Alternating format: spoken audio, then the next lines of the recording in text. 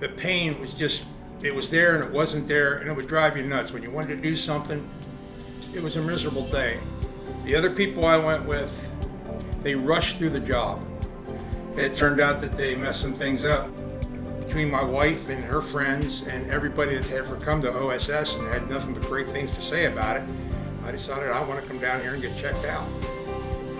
I got Dr. Holliday. I had x-rays taken. He looked at him, and within a minute from looking at the x-rays, he told me what was wrong with my knee. The end results, over 90% of people are very pleased with the surgery.